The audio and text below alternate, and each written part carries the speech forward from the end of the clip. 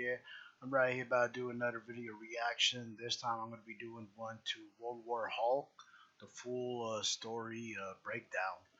I'm not sure if it's the full breakdown because I do know Planet Hulk comes before World War Hulk, but let's just check this video out, man. This guy's breaking it down. So this is coming from Comic Historian. I'm a DC guy, but when it comes to like the Hulk and X-Men is where it's at for me in Marvel. So let's check this out, man.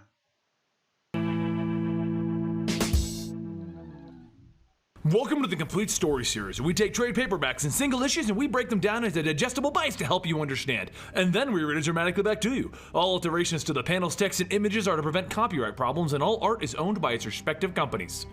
As usual, we recommend you buying this book as the fight scenes are epic, and I don't personally feel like we do them justice. But let's go ahead and begin. So many of you have been asking, where was the Hulk in Civil War? Well, Marvel's Illuminati decided that he was a threat. Reed Richards, Black Bolt, Stephen Strange, and Iron Man all decided that the Hulk was too much of a threat to remain on Earth, and they chose to knock him unconscious and blast him into space.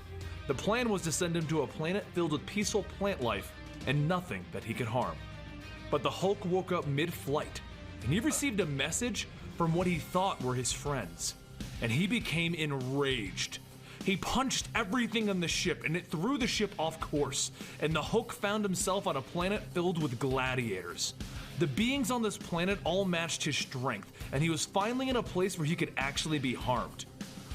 Knowing that this could become a problem, Bruce Banner and the Hulk agreed to remain as the Hulk, but with the intelligence of Bruce Banner. An agreement that would keep the two men safe. And he used this to his advantage to climb the gladiatorial ranks. Eventually, he rose to the top, and then he would lead a revolution against the Red King, the ruler of this planet. The Hulk then brought peace to this world, and he even found love. He was finally happy. But then the ship that brought him to this world exploded, and it killed millions of people within his capital city. And it also killed his wife and his unborn child. Enraged that his former friends would not only send him into space, but would also rig the ship that brought him there to self-destruct, he decided to show them exactly why you don't enrage the Hulk, and he decided to pay his old friends a visit. His first stop is the moon, where Black Bolt stands with Medusa.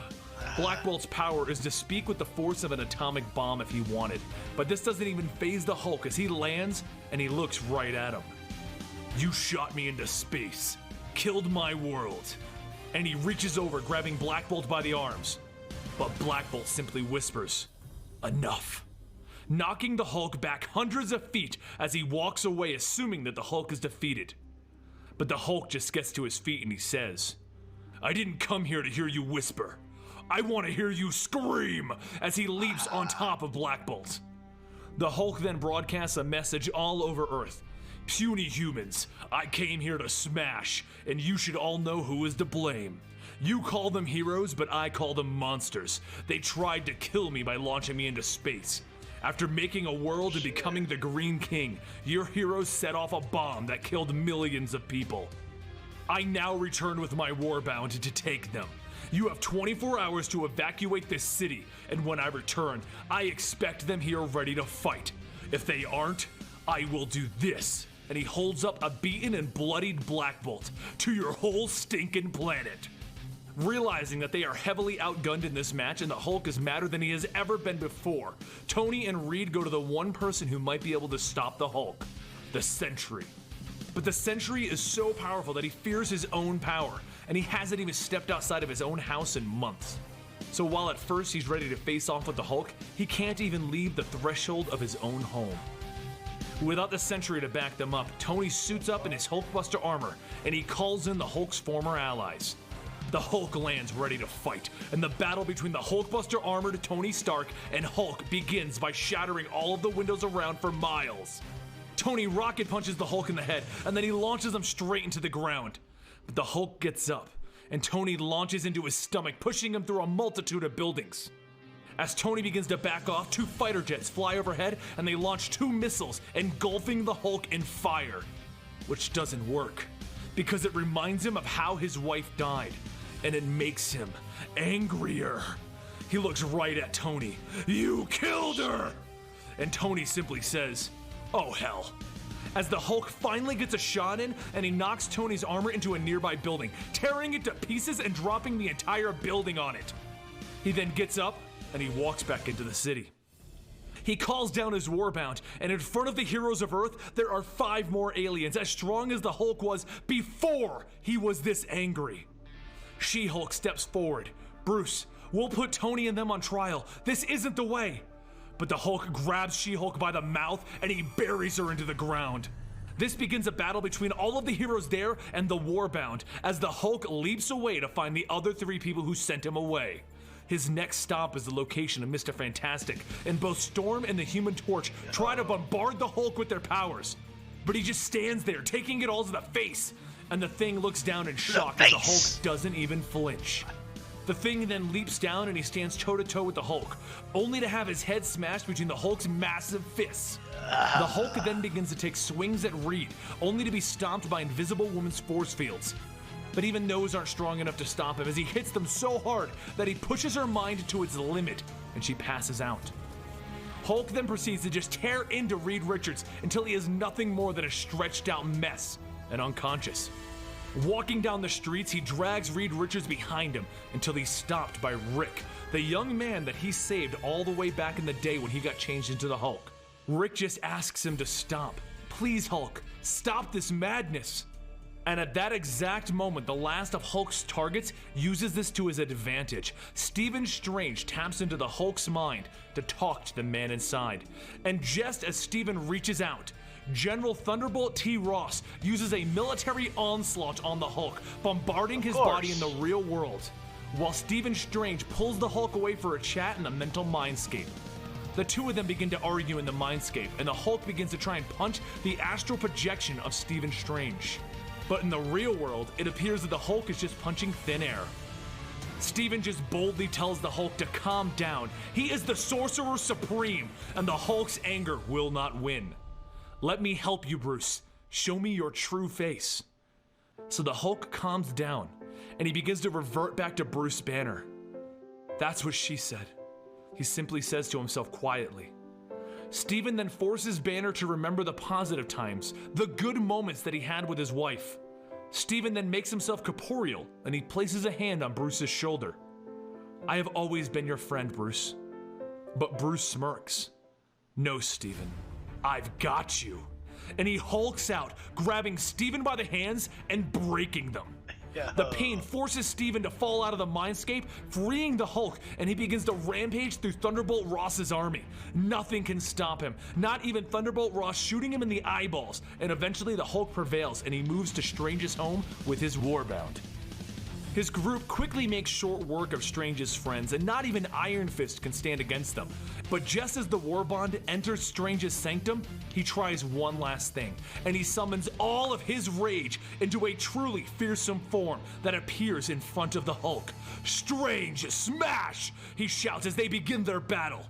The strength that Strange has at his disposal now is actually too much for the Hulk, and at first Strange is actually beating him, but Strange cannot control his power, and he accidentally almost hurts the bystanders, which is the opening that the Hulk needs to punch Strange through a series of buildings with a single punch.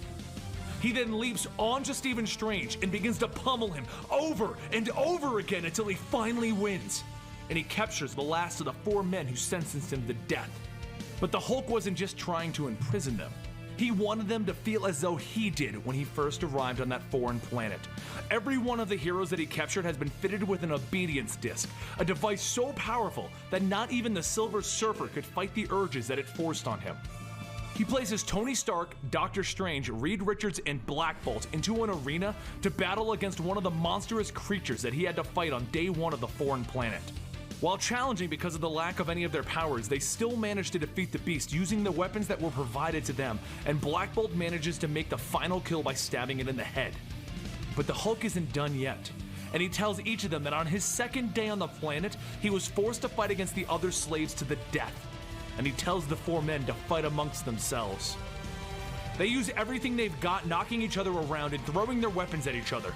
But eventually, Reed stands over Tony, ready to smash his head in, and the audience begins to chant, "Kill! Kill! Kill!" Hulk holds his hand up, and he gives the thumbs down, letting them know that Reed must kill Tony. But there is one man who has been forgotten in our story. The Sentry is still standing in his doorway, afraid to leave his home. But he decides that it's time. It's time to play God. And he rockets for the arena. I'm just so Reed continues to try and fight against the disc that is forcing him to smash Tony's head in, but he can't do it, and he brings the mace down inches from Tony's head. Everyone stops quiet, and the Hulk speaks. Remember this. We came here for justice, not murder, and no one has died. We will now raze this city to the ground and leave you to your shame. But Tony looks over at the Hulk with blood dripping from his face. This is your last chance to surrender.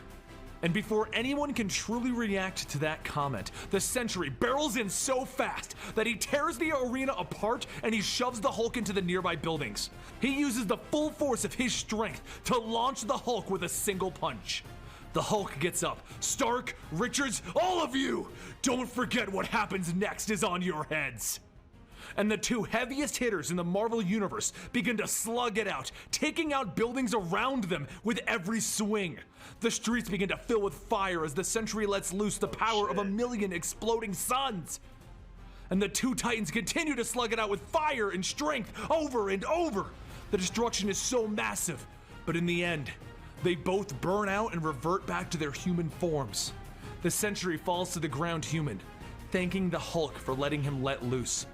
Bruce looks back at everyone with the Warbound asking, "Where's the Hulk?" And then Rick reaches out a hand to Bruce. Welcome home. But before Bruce can even shake his hand, one of the Warbound screams, "No, the Hulk isn't done! Come back to us!" And he stabs Rick in the chest. Bruce's heart begins to fill with rage once again, and he turns back into the Hulk and begins to slam the member of the Warbound over and over. The bug-like monster looks up at the Hulk. "Yes, do it! Never stop is what you taught me. We will never stop fighting, and that is why I've killed them." With that comment, the Hulk stops. Them? The bug creature continues. "I had to remind you. You wanted peace, but that's not who you are. I blew up the warp core in your old ship." So much rage begins to pour out of the Hulk that he hits critical mass. Even his eyes and his mouth are beaming with gamma radiation. The anger is so great that no one is safe, and with a single palm slap, the entire world feels the force of the Hulk. With a single step on the ground, he even forces earthquakes up and down the eastern seaboard. He screams out, "Do what you're gonna do, Tony! Use it now! Use your ultimate weapon before I break the world!" So Tony calls down a satellite blast, and he runs over to the Hulk, hitting him with the full force of it, ending this. The Hulk reverts back to Banner, and he falls to the ground unconscious. S.H.I.E.L.D. shows up and they seal up Bruce Banner, and they lock him away in his war bond. They're imprisoned for their actions against Earth.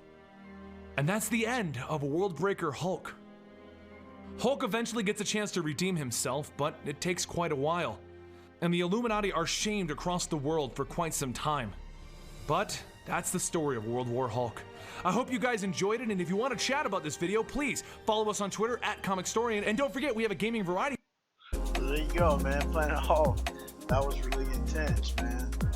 I was at awe. I actually just sat here and watched it all. I mean, yeah, man, it's a great storyline. Planet Hulk, they made an animation movie on. That was really good.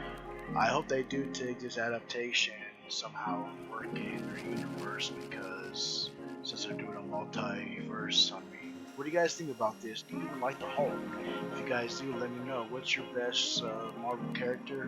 What's your best show on comic books? And let me know, man, any other storylines you want me to look into. Alright, later, Jay out.